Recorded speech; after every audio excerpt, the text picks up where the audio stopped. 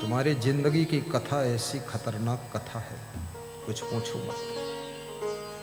राम कथा भी छोटी है तुम्हारी व्यथा की कथा से। कृष्ण कथा भी कम हो जाएगी, तुम्हारी कथा और आगे लंबी है।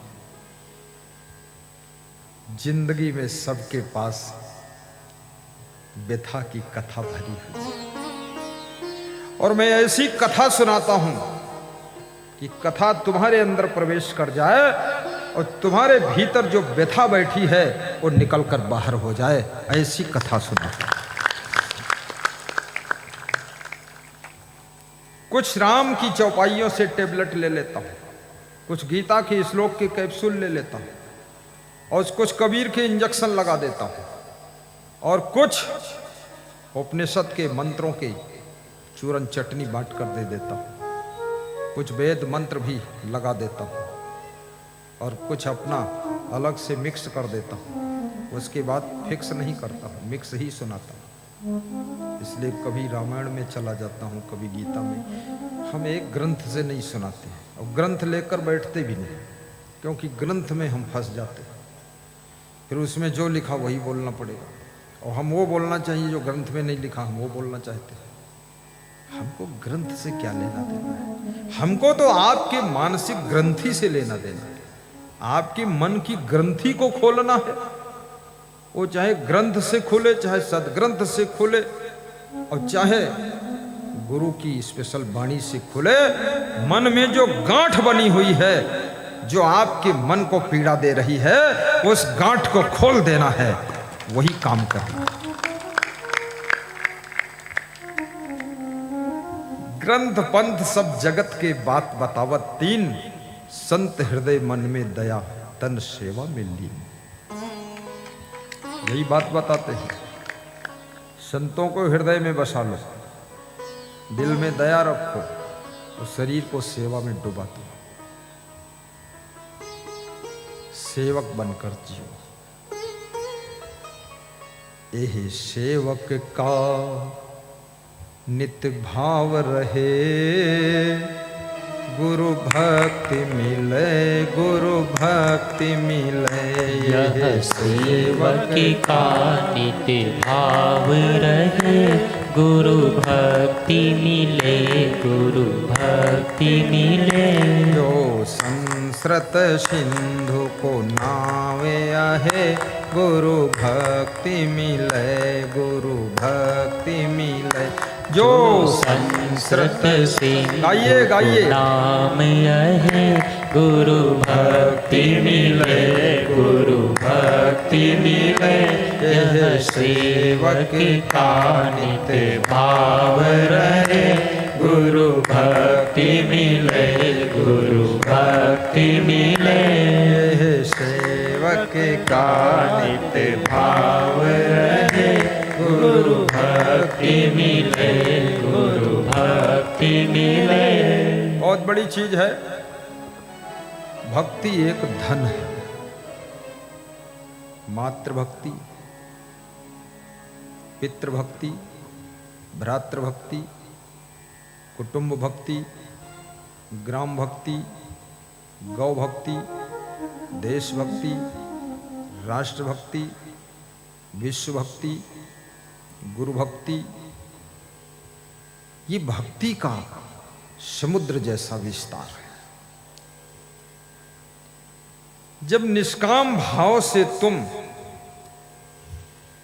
कोई कर्म करते हो, तो वो कर्म भी भक्ति बन जाता है। शुद्ध मन से जब तुम ध्यान लगाते हो, तो आपका मन मंदिर बन जाता है।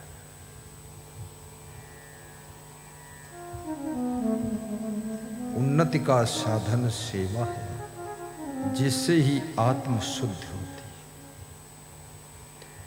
आत्म शुद्धि सेवा से होगी। सेवा करो। गुरु की सेवा,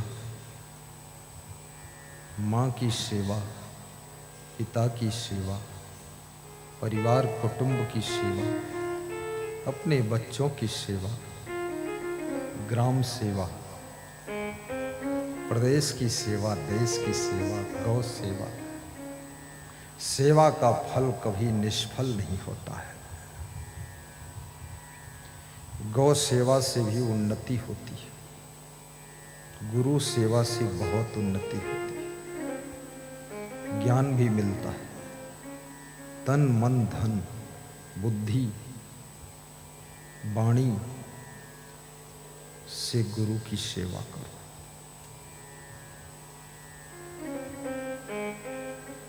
लेकिन सेवा करने के लिए त्याग की आवश्यकता होती है। त्याग के बिना सेवा संभव नहीं है। सेवा वही कर सकता है जो अपनी आराम को भी त्याग कर सकता है। मैंने एक कल हमारे आश्रम पर श्री प्रहलाद रजक जी आए, संघ के बहुत बड़े छत्तीसगढ़ के कार्यकर्ता है आरएसएस के। तो एक टोकरी फल लाए और पेड़ा का डिब्बा लाए, गुलदस्ता लाए। तो मैंने थोड़ा पेड़ा खाया, सब संतों को बांटा, फिर उनको एक पेड़ा दिया। तो बोले गुरुदेव, मैं इस पेड़ा को अपने घर ले जाऊंगा, मेरी वाइफ को भी, मेरे बच्चों को, बहुओं को, मेरे नाती पोता को भी थोड़ा थोड़ा खिलाऊंगा। तो मैंने कहा एक और दे देता हूँ। बोले तब तो ये पेड़ा पेड़ा ही हो जाएगा, फिर प्रसाद नहीं बनेगा, एक ही में सब लोग खा लेंगे, अब मत दो। बहुत खुश हो गए। प्रसाद जब आप अपने परिवार को भी खिलाते हो, अगर ऐसा प्रसाद है कि परिवार तक पहुंचाने में बिखर नहीं सकता, खराब नहीं हो सकता है, तो प्रसाद को परिवार को भी खिलाना, उससे परिवार का आहार विहार शुद्ध हो जाएगा। और